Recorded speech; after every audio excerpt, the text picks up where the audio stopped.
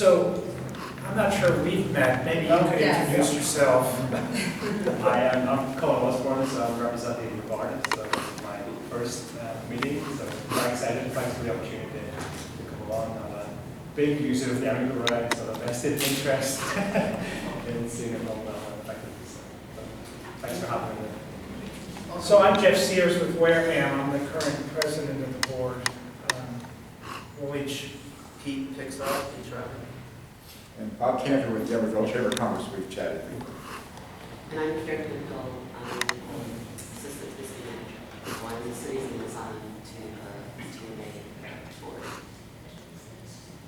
so we have a quorum, we need 5, but We're expecting Chris Reese to be here for this. So we can discuss things and chat. We can't take any official actions, but we can talk. Right, so I'll just cover my executive report right now to get started. We are continuing to finalize the Fair and Peers service evaluation that they've completed, or nearly completed. We did have some last minute data collection that we needed to take to validate some of their recommendations. And we hope to have the final report next week. And we're thinking of possibly holding a special meeting to review and discuss the report, because we would like to get it finalized and move forward with it. I'm just going to breeze right through, so if anybody has any questions, just raise your hand or stop me. ARB, we did submit our report to the Air Resources Board, and we satisfied the requirements, so that's always good news. Next Best has informed us that AT&T is going to be doing an upgrade to their network, and some of our equipment on our buses is not compatible with the 3G network. So we are, over the course of the next year, some of our older equipment will need to be changed out, switched out so that our system still runs when they make this switch. Next Best does not have any specific deadline for when this is going to happen, but we're actually going to work with them to negotiate the cost of doing this. They're willing to work with us on the cost of installation of some of our older bus equipment. So we've included some budget for that in our proposed budget later on down the agenda. We did, at the last meeting, we made a request to the board to authorize us to send the city of Emeryville a letter with regards to the widening of the Watergate Peninsula. We did do that, and we've actually met with the city to kind of discuss the next steps with that and their next steps with evaluating whether or not they can accommodate that request. so can you be very specific, because I know 2 of our guests here are very interested in that. Yes. What did the city say to you? Because there seems to be a lot of less than perfectly clear communication. What did the city communicate to you are the next steps? They're currently, they've applied some bus turning templates, which they're using to judge whether or not the widening can accommodate a U-turn of our buses. And Trudy's actually working with them and possibly their designer to confirm whether or not the maneuverability is possible with our buses, our longer buses. They did indicate that the cost of construction is pretty significant, estimating about $100,000 right now. And it's unclear as to whether or not they would be willing to invest that amount of money to widen the street for this purpose. So I think it's $15,000 design. Right. And another $100,000 estimated for the actual construction. But haven't gotten the specs yet to confirm that that's the. Well, what does that mean? What? Yeah, what does that mean? Because we want to be clear here who's doing what and who's Okay. not. Our If public anyone's works- not doing anything, Our because public works director does the preliminary work around these templates to just decide, just to even look to see if it's possible. And then in order to kind of design the possible, there's been a proposal that would cost $15,000 to design it. And then based upon that design, of course, there would be plans and specs, there would be an RFP, and there's usually an engineer's estimate about what that would cost. And so just based upon the discussion, not the actual design, Maurice, with his 20-some years of experience in working in the city, believes it will cost about $100,000 in order to construct the turnaround. And that's on top of course, the design costs. But that 100,000 number, of course, will be confirmed. Right. It's an estimate. Unless there's an actual design. so the next step is Maurice asking for approval of a $15,000 design expenditure? 15. Probably. And the reason I say probably is because usually contracts of under 25,000 don't have to go to council. But given I don't think there's an appropriation for this, if there's an appropriation involved, then it has to go to council. So So either he can do it unilaterally, Or or he he has has to to ask, Yes. but it's, that is the next step. What Nora had suggested at Public Works Committee was that he should come to this meeting and to the board meeting. He was unfortunately on vacation this week, so he couldn't come to this particular meeting. And that he would give his side of, what he's doing, what he's proposing. And because what I understand to be the holdup is that he's afraid that if he goes ahead and does this, that it will turn out not to be acceptable. And that there somewhere along the line, there just hasn't been an agreement on. And that's something that he's been talking with Trudy about, that my understanding from being in the meeting is that the person he's been working with about the design is proposing that the buses essentially have to go all the way just like almost touching the gutter, have cranked their wheels all the way around to the left before they start their turn. And so there's some back and forth between Maurice and Trudy around, is this an acceptable operational thing, and if that's the only way that the bus turn can be made. And so that I think is a bit why going to the next phase has been taking a little time, is to make that there's some concern is that if what is thought would work, is it something that the bus operator can do, so to speak, or can't reliably do, then we need to look at what's next.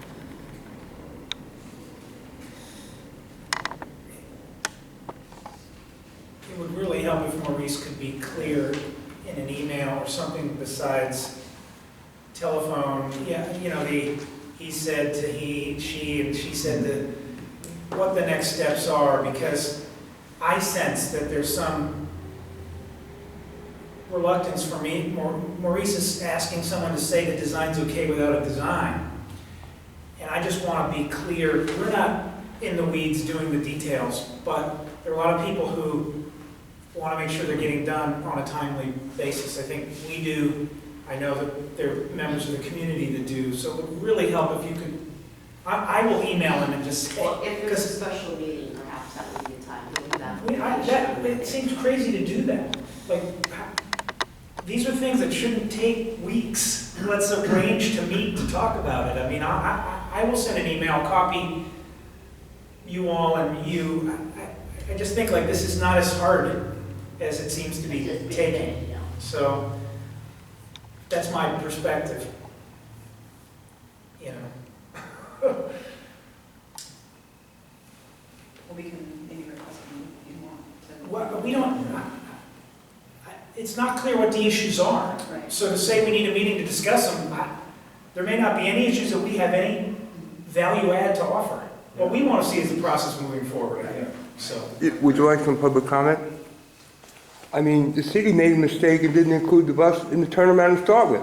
So the idea of how expensive it is ridiculous. Fix the problem that you created and be done with it. Thank you. Actually, Ken, that's not accurate. I just want to say that since you're taking. It's not accurate. The city went forward with a project and didn't consider the Emeryville. That's accurate. That is not accurate. Well, how could you make the sidewalk without Ken, the... let's not. Right, okay. History is sort of irrelevant. What we do know is everyone seems to believe it makes sense to alter that area so buses can safely turn without 3-point. And so I don't think forgetting the history, we are where we are, and we just want to say, how do we take the next step? And it sounds to me like a design that people believe is likely to work needs to occur, to price it, and then ask the people who have the money will you pay to make those changes? But the design is the next step, and we want to not have another month go by with unclear progress. Well, the city's not acting as if they have any responsibility to take care of this problem, and that's what the issue is. If they felt also not responsible, accurate, yeah. well, if they were responsible, they would take, quick action, and they're not doing it. Thank you. They may be, we just want more communication because there are a lot of people who care about it in an urgent way, that's all. Let's keep going. Okay. In that same meeting, we also discussed we made a PBID audit request to the city to kind of identify some questions that we had and validate the collection of assessments, that they're being done correctly, to identify what the PBID balance is in the account. We did make some progress there. What's that mean by PBID? Oh, PBID is the Property Business Improvement District. That's the funding that's collected in the assessment district. Okay, On your tax bill. Right. That's our primary funding source. And actually, I should be with you soon to brief you on all of this, so this will make a little bit more sense. But so the process is the city, the county and the city collect those taxes, and then there's an agreement between us and the city where they transfer those monies. And this request was sort of to say, we're trying to determine, are those tax bills going out properly in proper amounts to the proper people? And then the monies that come in, are they all flowing to us, or are we aware, if they're not, what amounts might be available to us, right? Yes. Exactly. So we did identify that there's an approximate $70,000 balance in the account, and we have made a request of the city to identify, I think our next step with that is getting that money is making a request to the city to, and we can validate it with our budget request as the estimated expenditures that we had exceeded the revenue. So to make a formal request. Deborah's in the process right now, just making sure that there's no obligations that haven't been cleared, to make sure that the number is the number. But yes, there does seem to be a balance. Also, we met day before yesterday, I think it was, with NBS Local Government Solutions, who was our assessment engineer originally, and whose firm handles the administration of the PBID, and discussing kind of a process by which we could do an audit of the parcels. We're kind of thinking about it kind of in two ways. He seems to have some sense of where he thinks some of it, there was of the couple of areas that crept in because it was right one year and then not right the other year, so it was based on information. So one thing is just making sure that that was just kind of a unique error, and so they're going to be checking that. And then also in anticipation that they may be going forward with a renewal or a new PBID in some form or another, that it seemed that would make sense to kind of really scrub the accounts. And in the past they have gone around and looked at buildings and things, and I get the impression that maybe in a couple of years since they've actually done that level of scrubbing, the accounts, and so we met with them. Do you have any time frame for when that will be done? I think not exactly. I think Tim will be coming to the Emeryville task force. Tim Seaford is his name. He'll be coming to the Emeryville task force, and I think there's right now what we're doing is looking to see a scope of work to see if we're going to have to amend the scope of work. So I would say that we would start working on it at the latest, if we have to go back to council right after that. But at least looking at kind of the big accounts and seeing if those discrepancies that they're starting to work on now. It's the deeper work that may require some revisions to their budget. So one of the issues that we had found is one of the assessments, we identified there was an error in the billing in 2012 and 13. So part of what Karen is talking about is kind of if there are any other of those errors that have occurred, and also working towards a solution to collect those monies from last year if we could, and what's the process and timeliness of collecting those monies this year for those. It's about $40,000 a year, $38,000 to $40,000 a year. So that is moving along with the city. We're continuing to coordinate and communicate. I did post of check registers for December and January after the meeting, and I've included them here as a handout. You can look them over, and if you have any questions, you can email me or contact me. And that concludes. Okay, so now we have a quorum, and so I would ask now if there are public comments on anything that isn't on the agenda. So if there are none, I mean, you made one just then, Kim. So now we can ask for an approval of the minutes. Did anyone have any concerns about the minutes from the last meeting that you wish to raise? If not, does anyone wish to move to approve those? I move approval of the minutes from the January 16th. And I'll second that. All in favor? Aye. Any opposed? Okay, so we approved the minutes. We did the executive director's report. So let's go into Moving into our- financials. So I've attached the fourth quarter financial report and performance report in the packet. Overall, the story is, we did come in under budget, but we did exceed the revenue that we received by about $65,000, which we had to net out of the cash reserve balance in here. And that cash reserve balance as of January 1st of this year is now at $613,000. Does anybody have any questions on the financials? Brief little summary. No, if not, I'll move forward.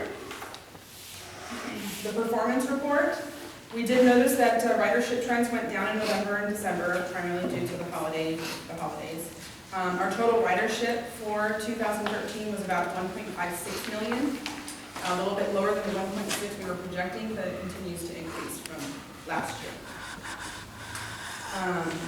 We have had some issues with one of our buses, our Eldorado buses. What we're working with our operator on. They are having a difficult time getting parts. Apparently the bus parts come from Canada, and they are having problems with the supplier that they receive the parts from and getting them in a timely manner. So unfortunately that bus has been out for, this is going on the second month. So Do we just have one of those buses? we have two of those buses, but one is giving us problems. So we'll continue to work with them on a solution. If we can't find a solution, then we'll identify our options, possibly selling it back to the dealer. Moving along to item B, the discussion of the budget. Jeff, can I ask one last question? Ryan, why are the reimbursements for operating the West Berkeley shuttle lacking? They actually, this is a cash flow, so it's a slice in time. They actually submitted, they had one of their administrative people go out, was resigned. So they were a little bit late with their payment in November, December. So we did receive it early January, so it wasn't really.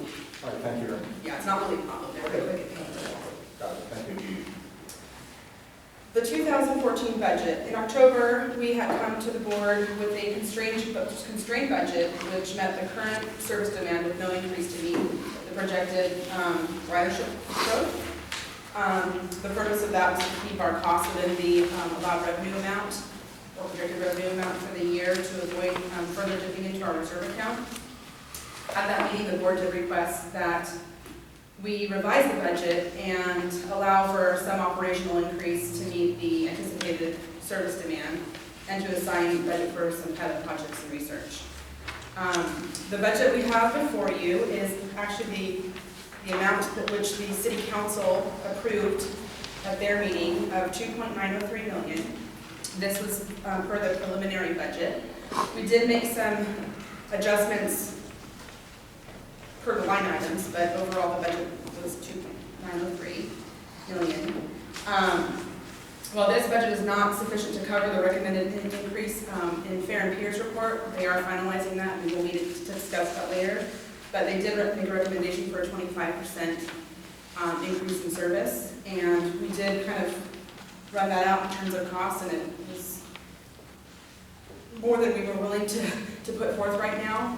So we went ahead and moved forward with the 2.9 number. This does allow for a 10% increase in operating hours. So we will be able to increase the service to make sure that we aren't leaving people at the curb. And it is a good step in the direction towards the 25% increase. Yeah, so what I'd like to say, we often discuss increase in service, and that isn't meaning, what I understand that to be is keeping our level of service the same when ridership is growing, right? More people sitting at the stops. So we're not I would love it if we were expanding the overall opportunities, buses going more frequently or going longer hours and all that. We're really just increasing, we're spending more to keep the same routes running without people not able to get on the bus. So I view that as sort of status quo. It just takes more money to be status quo because our ridership is going up. And then whether we'll ever get to a point where we can offer people more service, which I think of as frequency or, number of hours in the day, I don't know. So you're saying I'm this saying that this really- would allow for additional operating hours to meet the demand. So not changing any service plans, it will impact some frequency a little bit because in order to meet the expectations of the demand, we have to provide more buses. So that could in turn mean that we have a faster frequency. So that 10-minute gap maybe is too much and we need an 8-minute gap so that we can pick up passengers more frequently. And that's just because you're spending less time picking them up, basically? Like 2 buses are picking up people instead of 1, so the boarding is faster? The boarding is faster and we don't have a big clog of people getting on at one time. So a more regular, frequent system that if you have 10-minute gaps, then you have more people waiting at that stop to get on. If you have 8-minute gaps and 1 more bus, when you add a bus to service, basically you're adjusting your entire schedule to make the frequency a little bit less so that we can service those people. So, as I said, it doesn't allow for a 10% increase in operating hours, and it also allows us to acquire 1 bus. This, our fleet acquisition plan actually assumed no bus purchase for this year. We actually made our bus purchases early in late 2013, so we weren't expected to buy another bus till the end of this year, but we're proposing that we do acquire a bus now. And when you say acquire a bus, it's retiring an old and replacing it? We could be retiring. We did replace 3 buses last year that were the hybrids. We had 3 turned over, and we had 1 kind of old bus that we continue to run until we have a maintenance problem. The maintenance cost becomes so high that it's not worth it, then it becomes salvaged and we move on and retire it. Right now, we're still running those buses. If we acquire another bus, it could be assumed as a replacement bus, but we're going to continue to operate those buses as long as it's financially feasible option for us. And do we need that sort of extra old bus that keeps running to meet If we were going to add your some 10%? service, yes, Yeah, yeah. okay. Exactly. So you can't do that without an old bus working? If we had 1 bus go out, we would be back into a constrained position with our fleet maintenance rotation. In the staff report, we also provided a 3-year budget forecast. The estimated costs for 2015 do allow for that 25% increase recommended by Fair and Peers. So we are moving in that direction. It's on page 3 of the staff report. It's just a small table within the staff report. Yeah. Yeah, it looks like it. So this look forward was sort of a request of the task force that's trying to think about long-term funding needs. I mean, it's good for us, it's good visibility for us too. We obviously have sort of a cliff at the end of 2016. Does the PBID get renewed and in what ways? But this was meant to give everybody thinking about the long term some visibility. Jim, can I ask a question about Sure. the table? On your notes, note 2, it says for 2015 and 2016, the revenue assumptions do a 2.5% increase. I assume that means increase the rate, the actual rate, Yes. not just growth from new buildings coming on. That's just the rate, assuming And that. we're actually going to vote on that, obviously, at some point. Exactly. But you're throwing that in, I understand. Mhm. But separately, we know there's also, we get more money just from when new projects get completed. Right. So in addition to increasing. Okay, but that's what you meant by the 2.5%. Exactly. Okay, thank you. Exactly. Okay. With the 2015 projection, we would like to add another route, a 4th route. It would be a route to better balance the system, which we've identified with Fair and Peers and listed in the report. it would provide some redundancy along some of the more congested parts of the routes. And like I said, better balance. So that cost is built into that 2015. But that's for information only, you're really gonna ask us to approve 2014. Exactly, we're not approving 2015 and 16, we're just giving you a projection and stating our assumptions for the projection. Action needs to be taken on these items. Okay, so the estimated cost in the current budget exceeds the revenue by $196,000. That's after application of the found 70? It's before the application of the Town 70. We're gonna make sure that we can actually in fact get those funds. And if those funds come in, and if the funds from the Marriott assessment and any other findings, those will obviously bring this deficit down. Okay? We are assuming that this deficit will be taken from the ETMA reserve account, leaving the 2014 end-year balance at $417,000. The reason the TMA has built up these reserve account was for use in a possible bus yard, future bus yard, and for capital equipment purchases. Later down the line, we realized that we needed it also for cash flow to support our costs for the first few months of the year, if in fact the payments from the city didn't come in time. We did experience this in 2011 or 12, I think, that our payments came in late. We had to float the cost of the organization for 2 months, and we did pretty low, down to zero balance. So there are risks in reducing contingency and exhausting the contingency that we just wanted to alert the board of. We feel like we don't have a problem with our bus yard right now, at least for the near term. We feel, so far we're, thanks Chris. Chris is our landlord, our LBA is. So we're not as concerned with that risk. The biggest risk would be cash flow projections. And if we had to, cash flow balance, if we had to front the cost of the organization for a few months, we would have very little to do that. Our monthly expenditures are about $220,000. So this would get us just under 2 months of operating costs. We did make a request of the city to make some type of commitment to the TMA that they would float the funds, and if there was an issue with collecting the PBID, the city would float the TMA, and we're hoping that we'll have some more concrete agreement on that. Okay, I think that pretty much, you'll see the 3-year projection. There's a structural deficit. If we don't receive other funding, we will have to decrease service. We won't have enough to support the rider, increase service and meet the demand, the projected demand. When does that happen? When does that happen? Yeah. Next year. If we Well, it's don't- already happening. Well, it's happening now, Yeah, but it's happening. next We're in year, deficit No, now. I understand, but like, is it March of next year? Is it June of next year? Is it December of next year? Do we have any sort of sense of, when the cash flow is a problem? I would think mid-year next year we would be concerned about exhausting all of our reserves. We would have, like I said, we have $417,000 projected balance at the end of this year, and the projected deficit for 2015, obviously this is all based on assumed budgets, is $413. So by the end of the year, we would have fully exhausted the PBID, I mean the reserve account. Yeah, so the point here, right, the city is trying to figure out what does this system need, what should it be doing, in their opinion. I mean, we really control it, but they're beginning to take a more serious interest in it, understanding that it's sort of exceeding its capabilities of maintaining service at the same level. So this was really kind of a status quo, like if we keep service in a growing ridership environment, what happens?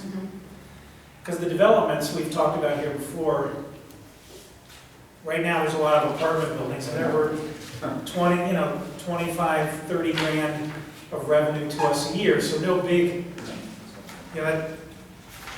that's 5% of the deficit. So that doesn't dig you out of a hole.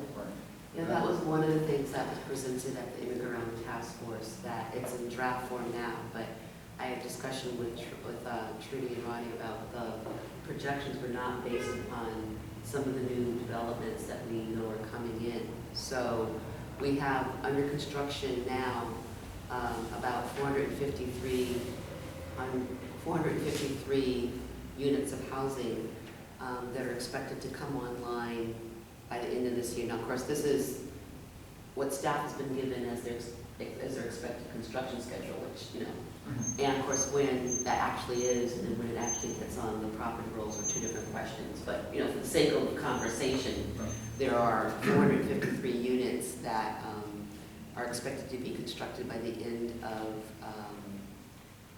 this year. That's just the end of this year? This year, Okay. right. Actually, by the end of this fiscal year, which I think is maybe a little bit less. That's- But, you know, as I said, that's why these numbers are a little bit fungible. And then about 121, almost $122,000 of commercial space. And so, you know, I did an exercise that was shared with the task force, and I guess, you know, and I know at least Jeff was there, kind of based upon that, what would be expected to be generated in terms of revenue. I made some assumptions about that may not be true about what the assessment revenue might be, increase might be, you know, the assessment levy might be. I assumed the max, to show you the max that would be generated as opposed to less.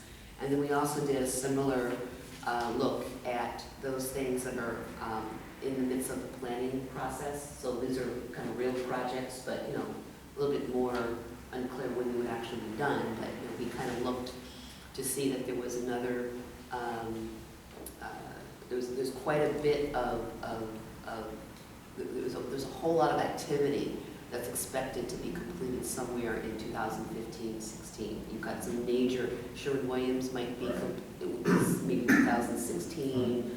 You've got the Marketplace redevelopment, Phase B.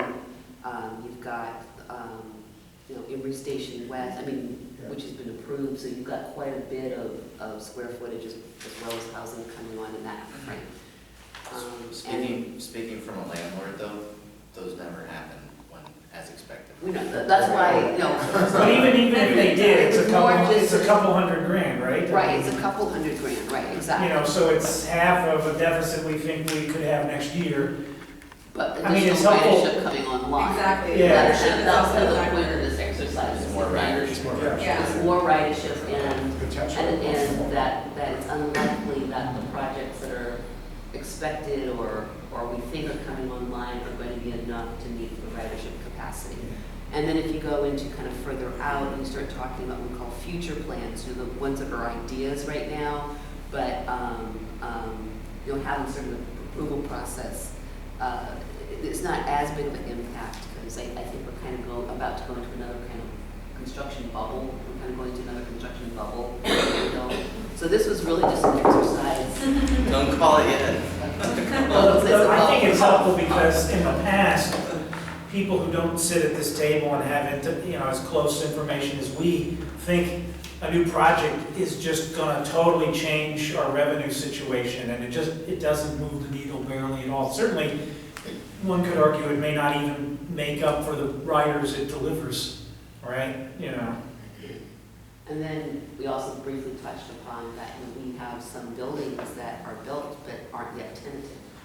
And so they may be paying, they're already paying into the system, but they're not generating ridership. And we certainly have some of our office buildings that, children's hospitals, you know, there was space that either was not tenanted or was not generating a lot of ridership from the previous tenant.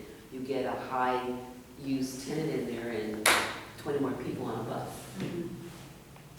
Those are the expected, unexpected spikes that we try to plan for, but we've been a victim of it. We were last year when we noticed a spike in ridership in the fall of 2012.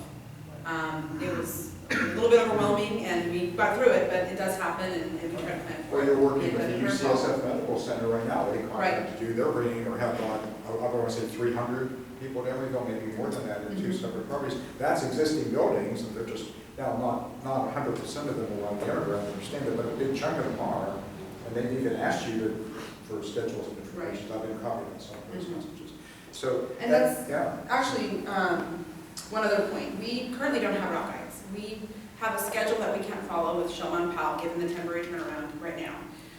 it's really making it, we receive a lot of complaints. It's making the system appear unreliable, and we're doing what we can to mitigate for it. We're keeping frequency at a reasonable rate, 15 minutes, but we're not on our schedule. So if we can get an approved budget, then we will move forward with the service planning and get this finalized and get our system back in order. Because right now, the past 3-4 months, it's been a little bit hard to judge performance, hard to kind of manage this whole detour situation happening out there. So What about the detours at the BARTs at the Carford Bar? I mean, my understanding is that's adding several minutes to the routes because of, the way you have to go around and load and unload is different than what was before and what should happen after the construction's done.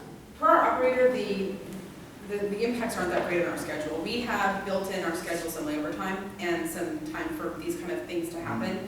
And according to them, they're still meeting the schedule, even with that turnaround at the telegraph, location. Because that adds 2 stoplights. That's 2 stoplights, Right. and it's actually considerably It's longer distance considerably than longer. the other Yeah, one. it's not the Watergate end, it's that end that's holding it Yeah. up. Okay. It's when you put them together that it's a problem, but it definitely takes more time at the end Right. at the barn because of the traffic. I think maybe the combined 2 maybe is what's causing Yeah. Sean Powell to be a problem. Mhm. It's only 4 minutes in difference now at the station, but that 4 minutes goes and goes and goes, and the schedule just becomes Yeah. off. It's anytime you have a little bit of it just kind of snowballs. So, Yeah, your, I would like to just make a little bit of comment about the complaints you're getting, because even though the schedule is off, the frequency It is is. still the same. So people are missing it by 5 minutes, 10 minutes. What's bothering some people is when, for some reason, a whole route, a whole round is skipped. So then there's a half hour, 40-minute wait. But as long as you keep up with it every 20 minutes or so during the day and more frequently, and Right. it's still very frequent. Yeah.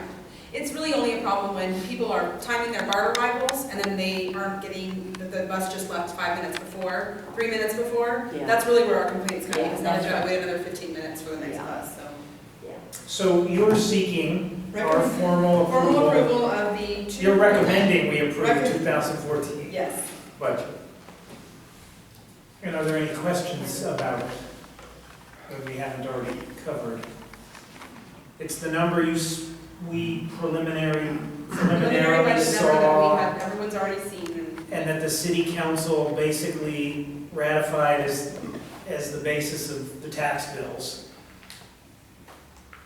I'll move to approve. A second? Second. Okay, all in favor? Aye. Any opposed? No. Okay, good. Thank you. Okay, moving right along, the next item for approval is to renew or issue an amendment to our professional services agreement with our accountant, John Tunger, for his services for accounting and bookkeeping through March 31st, 2015. John has been our accountant for several years. At the last meeting, we discussed whether it would be prudent to go out for a procurement process, and given the time left in the P-bid, and we decided that we would go ahead and renew if the costs could stay the same. The not to exceed amount of the agreement has stayed the same. He hasn't exceeded that. We did make a few changes to his rates. He increased his monthly rate by $50, cost of living increase, and he increased his tax preparation rate, I think by $250. The tax preparation documents for nonprofits has become more and more complicated and time consuming, which he has mentioned to me in the last 2 years. So he did build in some costs for that. But the overall not to exceed amount of $22,000 remains the same. So at this time, we're only asking for approval to extend the contract to 2015, March 31st, 2015. I'll move that. Second. Thank you. All in favor? Aye. Any opposed? No. Okay. Similar to the accountant, we also, our engagement with our auditor, Low Accountancy, is also set to expire in March of this year. Again, he's actually kept his rate the same. He's just given us a 2-year engagement letter. So I'm proposing that we extend his agreement or letter of engagement to 2 years, to 2016. Do we have a termination clause in that? We could, it's not a professional services agreement, it's just we're accepting his proposal and audit engagement. If we were ever to not want to continue with him, we would be able to do that. Yes. Okay. Is there a motion? Yeah, I move we accept the low accountancy again as our. I'll second. Thank you. All in favor? Aye. Aye. Any opposed? Okay. Okay, the next is consider approval of the proposed rate adjustment from our attorney, Michael Conrad of Hanson Bridget. Michael is proposing a $60 an hour increase. This is actually to his hourly rate. But I mean, what, To $360. To $360, thank Now, you, yes. He's proposing a change to $300. $360 an hour, which is actually discounted, exactly, discounted greatly from his normal rate. And he has not increased his rate since 2002, so it's been 10 years. So we recommend, Just some public comment on this item. go ahead. I think in the view of the fact that you have a deficit budget, granting the increase is not reasonable. I think you should do a procurement process, and I think you could get somebody who would be at the same rate. And he has not responded to any request for documents in over 6 months. Thank you. Yeah. They do a good job. I understand we get a discount over his rate. He's asking for an increase, okay. I would maybe think for the future as there are a lot of law firms out there. They've done a good job. There are lots of law firms. This is a San Francisco-based firm, which I suspect might be a little higher than others.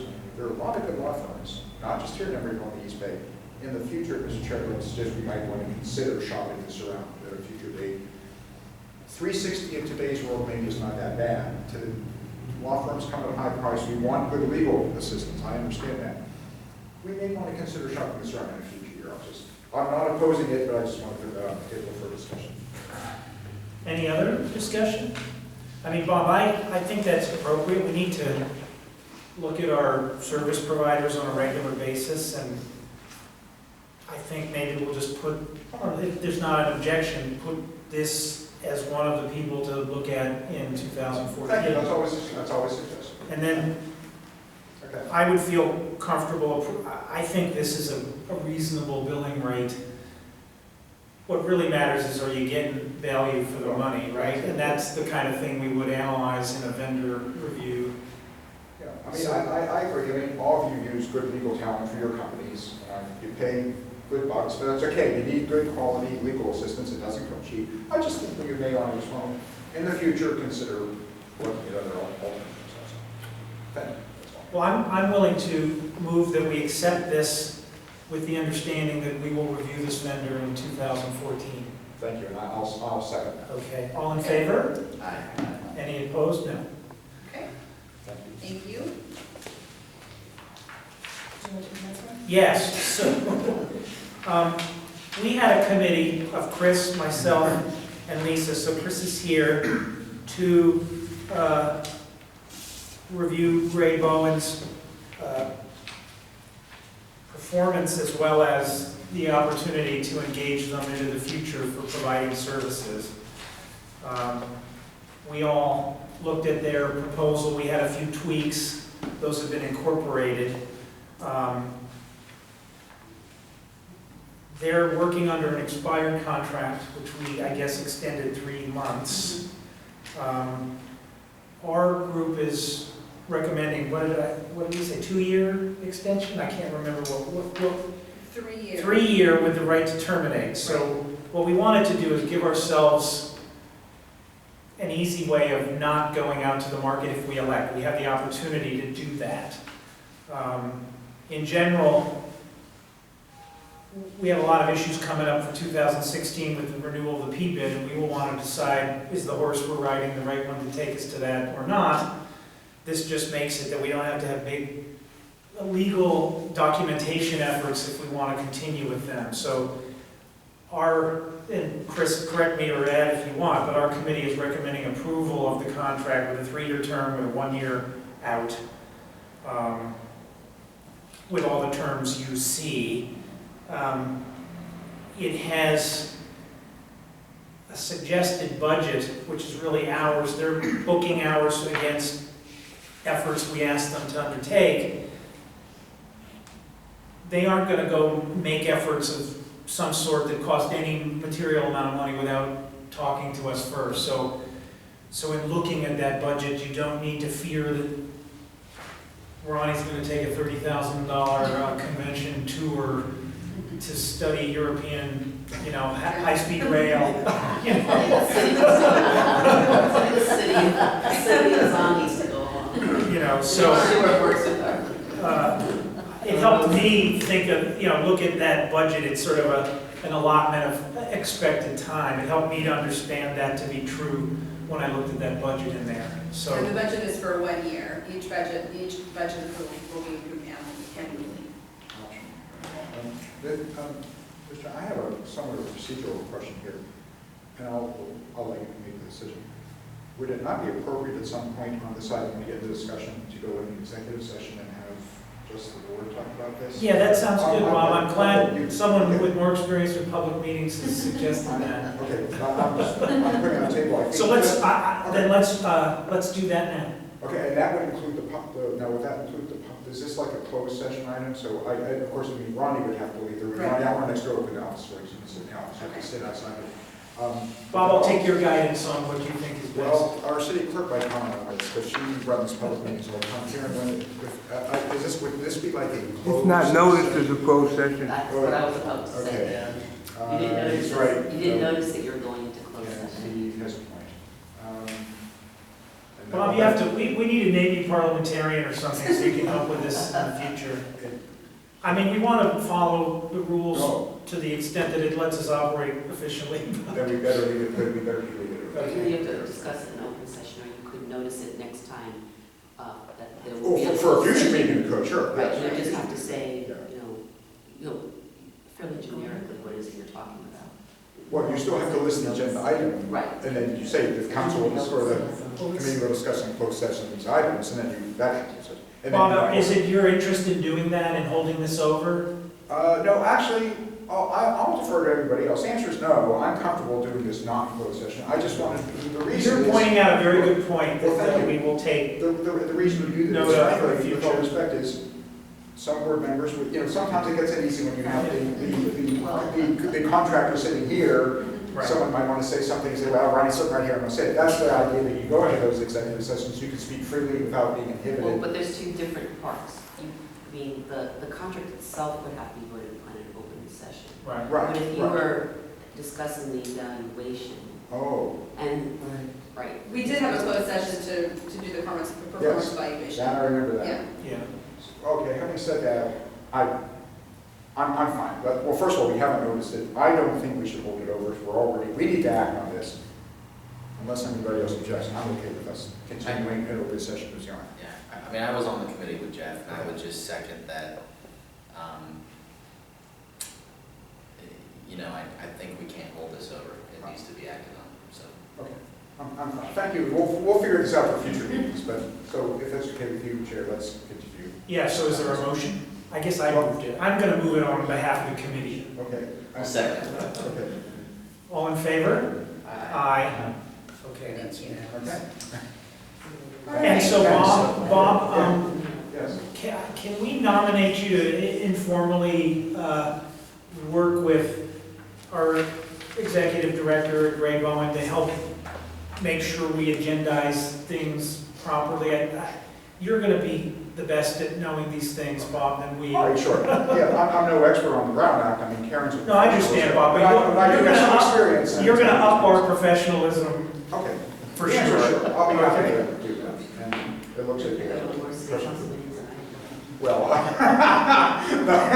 You aren't undertaking any legal liability in no, I this role, understand. so. This is not legal advice. I'm not a lawyer, but I do have some experience attending public meetings over the years, not just that. Okay, thank you, Jeff. I'll be happy. Okay, last item, we need to adopt a resolution to set the date of the annual membership meeting. That time of year again. Yeah. And it looks like you have a date in here as May 15th. And we do, but we usually have it at the regular board meeting in May, and that's the date that we're proposing. It usually follows our regular board meeting. And Jeff, if I could comment, that's fine. That's the regular third Thursday of the month anyway, correct? Is that the third Thursday? Yes. Okay. It's an early, the first, I think. is And we on would have it at the Thursday. same time as well, 9 a.m. We may want to have it at a different location. I'm going to, if it's okay with Jeff, I'll ask Alice Rose. We have the community room in Bay Street. We've had it there before. As long as we notice that and everybody knows, it's a little more, might be a little more comfortable. By May, this should warm up, Bob. Yeah, well, that's true too. And I recommend we have coffee and pastries for that meeting as well. We'll take care of And that. and Jeff and I will even. So are you moving May 15th? Yeah, I moved it, that I will was the second recommendation. that. Okay. For the All in meeting favor? Aye. At 9 a.m. same time. Okay. What's the date? May 15th. Thursday. It'll be at May 9 a.m. at a location to be announced, Yeah. hopefully in the Bay Street community room. 15th. Right. And as Ronnie knows, that is the regular meeting date. That's the third Thursday of the month, which is the Right. regular date we need anyway, so it's. So are there any other suggestions or requests or comments from the board? I just had one very fast question, Ronnie. You mentioned this briefly. All that East Bay mud work that's going on, you talked about that's happening, causing some sort It of has. stories. But that's the, I understand people get mad. That's the.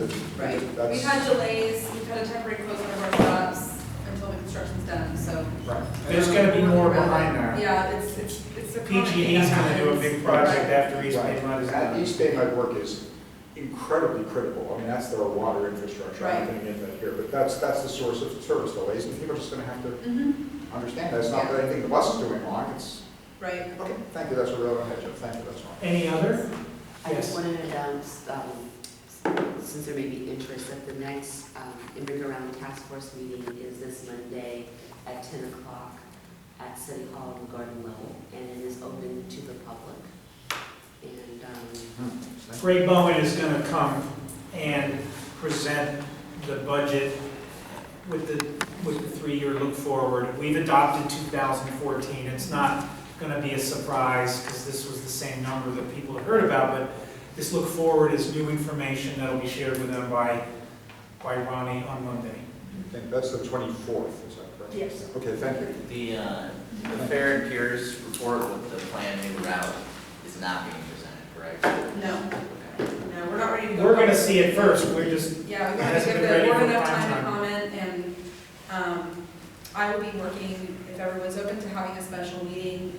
We actually don't have any other scheduled agenda items for March, so we could not have a March meeting and just meet a little sooner. That's up to the chief, you can talk to the chair. Yeah. You guys work that out? Okay. That's up to the I chair. think this is gonna be important. Yeah. You know, Yeah. it's gonna be one entity's recommendations that an experienced entity, you will have given your feedback, but we and others may have lots of thoughts about it. And I'm ready to have them once I see the report, you know. You guys work it out, if you think we need it, that's the chairman. So I think that's likely we're gonna recommend that. My only question is, we're recommending something to the city in this task force on Monday, which, you know, we're gonna come back and look at this Fair and Piers report.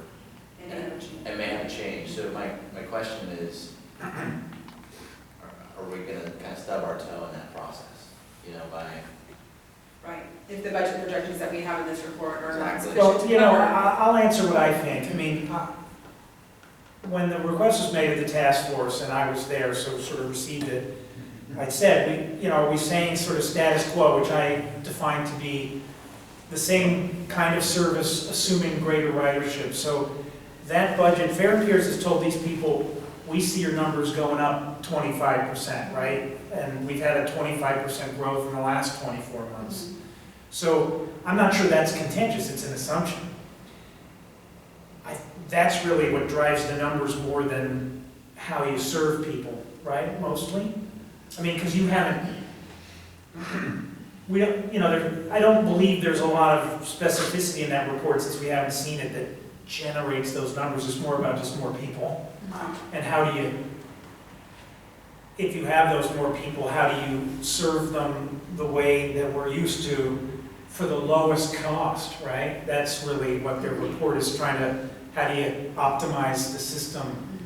You know, hope they're gonna say, there's a ton of traffic here that we're not meeting, and there's less traffic here, you know, right? That's what their report really identifies, is where are the trouble areas, where's our highest boarding locations, and how can we provide either some redundancy or balance so that not all those high dense areas that we have a high ridership are all on one route, so that the route is constantly overcrowded, that how can we structure our routes a little bit differently. And so far, it looks like the routes that we have now they work, but we could use a fourth route, I think, to better balance the system. You'll see So that I don't report. think, this was a request they want to, these are people who don't have a lot of experience, again, many, they care.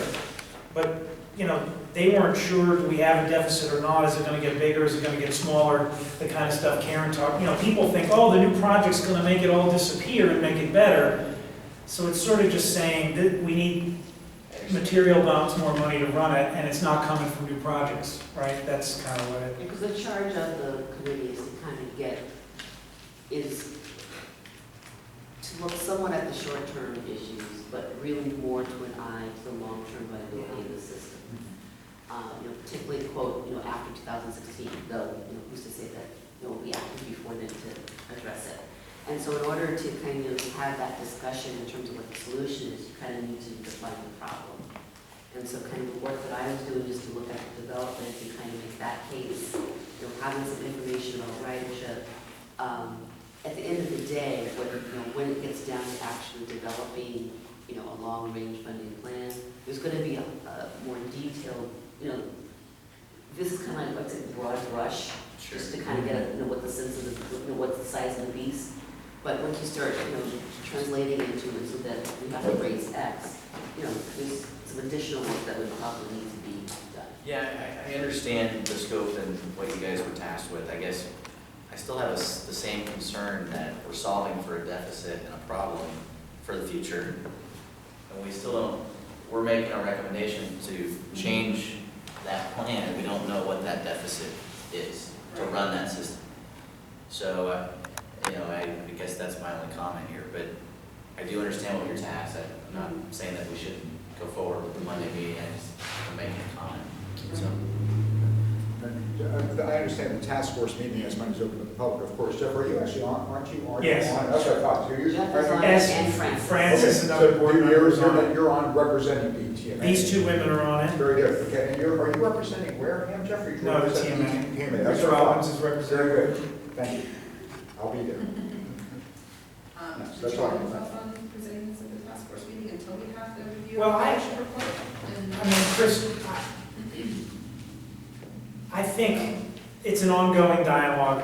Having been at the TMA for many years, we're never very, I mean, there's all, the level of wiggle here is, in terms of this $400,000 deficit in 2015 is still, not a big percentage of our total revenues.